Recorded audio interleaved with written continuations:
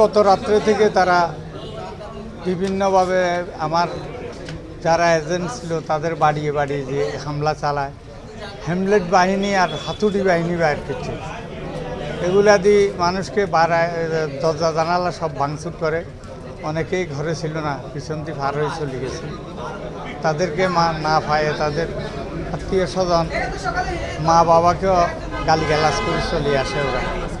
আজকে সকালবেলা 8টার সময় থেকে তারা 40টা কেন্দ্রে 20-25টা কালো মাইক্রো তাসিক মির্জার নেতৃত্বে আমাদের বাড়ি থেকে বাইরে গেছে ভোরবেলা 6টার লাগে। এগুলো বিভিন্ন কেন্দ্রে ছড়িয়ে গেছে একটা একটা করে। পুলিশের দেশও আছে তাদের মধ্যে, তারা কিন্তু পুলিশ না। পুলিশের দেশের সামনে 2-3 জন আছে। আর কার্ডগুলো তারা কোথায় পাইছে আমরা জানি না। নির্বাচনে ব্যবহার যে কার্ডগুলো হয় সাংবাদিকদের, ওই কার্ডগুলো সবার কাছে ছিল এই 20-25টা গাড়ির মধ্যে। তারা যায় প্রতিটা কেন্দ্রে আক্রমণ করি আমাদের এজেন্ট দৌড়ালি। তারা ভোটগুলো 9টার মধ্যে মনে কমপ্লিট করে গেছে, 8টা থেকে 9টা। বাকি ছোটোখাটো কেন্দ্রগুলা ধরে রেখেছে, এগুলা মানুষের লোক দেখানো। কারণ যদি 71টা কেন্দ্রের মধ্যে যদি 40টাইতে 5,000 করে ভোট থাকে বা 4,000 করে ভোট থাকে, আর বাকিগুলোতে আছে 1500, 900, 1200, 1300, সবগুলো মিলিয়ে।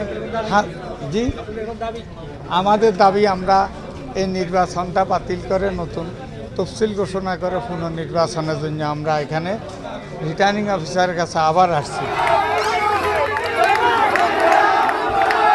অনিয়ম নির্বাচনের আগ থেকে আমাকে গণসংযোগ করতে দেওয়া হয়। আমাদের এখানে দক্ষিণাঞ্চল আছে, উত্তরাঞ্চল আছে। উত্তরাঞ্চলে আমি গণসংযোগ করতে পারি না। উত্তরাঞ্চলের মানুষ আমাকে তাদের প্রাণের চেয়ে ভালোবাসে, কিন্তু আমি যেতে পারি না ভোট চাইতে। ভোট চাইতে যখন যাই তখনই হামলা করে, ভোট চাইতে যখনই যাই তখন আমার গাড়ি বহরে হামলা করে। আজকের ঘটনা হচ্ছে আপনার সকাল 7:30টায় আমার কাছে ফোন আসে যে আমাদেরকে কেন্দ্র থেকে বের করে দেওয়া হচ্ছে এজেন্টদেরকে। তখন আমি সাথে সাথে থানারহাট কেন্দ্রে যাই। থানারহাট কেন্দ্রে যাই, দেখি একটা মুখোশধারী মালানা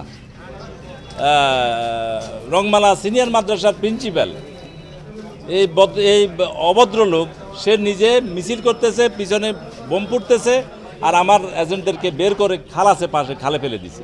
আমি যাই তাদেরকে খাল থেকে উঠালাম, সাথে সাথে ইউনোরও ফোন দিলাম, পুলিশে ফোন দিল, উপরে উঠলাম, উপরে যাই প্রিসাইডিং অফিসারে বললাম আপনি থাকতে আমার এজেন্ট কিভাবে বের করে?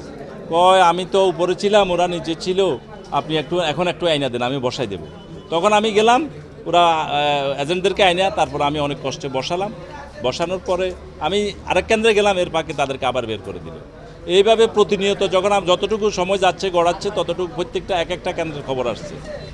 তখন আমি বসুরহাট পৌরসভায় আসি, উপজেলা পরিষদে আসলাম। উপজেলা পরিষদে ইউনোকে সব কিছু অবহিত করলাম। উনার অফিসে বসা থাকতে আমার কাছে ফোন আসতেছে, এই কেন্দ্রে এই অবস্থা, এই কেন্দ্রে এই অবস্থা, এই কেন্দ্রে এজেন্ট বাইর করে দিচ্ছে, মারতেছে, ভাঙচুর করতেছে, নিজ হাতে চিল মারতেছে, এগুলো তাকে অবহিত করছি। উনি বলে যে আমি এক্ষুনি ম্যাজিস্ট্রেট পাঠাচ্ছি। উনি ম্যাজিস্ট্রেট পাঠাচ্ছে তো পাঠাচ্ছি, কোনো এর পাকে কেন্দ্র দখল। আমরা আসলে এই প্রহসন, এটা হচ্ছে পুরা পরিকল্পিত একটা প্রহসনের নির্বাচন। এটা আজকের পরিকল্পনা না, এটা আরও 15 দিন আগ থেকে পরিকল্পনাটা চলছে, যেটার সাথে প্রশাসনের লোকজন সম্পৃক্ত। এখানে পুলিশ প্রশাসন, জেলা প্রশাসন, উপজেলা প্রশাসন এটার সাথে সম্পৃক্ত। না হয় পুলিশ এবং প্রিসাইডিং অফিসার এরা কিভাবে সহযোগিতা করে তাদের? আমাদের দাবি হচ্ছে এই প্রহসন নির্বাচন আমরা মানি না। এই নির্বাচন স্থগিত করে পূর্ণ নির্বাচন দেওয়া হোক, একটা নিরপেক্ষ নির্বাচন। এই কারণে এটা বাংলাদেশ আওয়ামী লীগের সম্মানিত সাধারণ সম্পাদকের উপজেলা, তার নিজ উপজেলা, এই উপজেলায় এই প্রহসন নির্বাচনের কোনো প্রয়োজন নেই। আর এখানে বিএনপির কোনো প্রার্থী নাই। আমরা যারা প্রার্থী সকলেই আওয়ামী লীগ করি। আমি আওয়ামী লীগের সাধারণ সম্পাদক, আমি আজকে ভোট কেন্দ্রে যাইতে পারি না। আমি উপজেলা আওয়ামী লীগের সাধারণ সম্পাদক।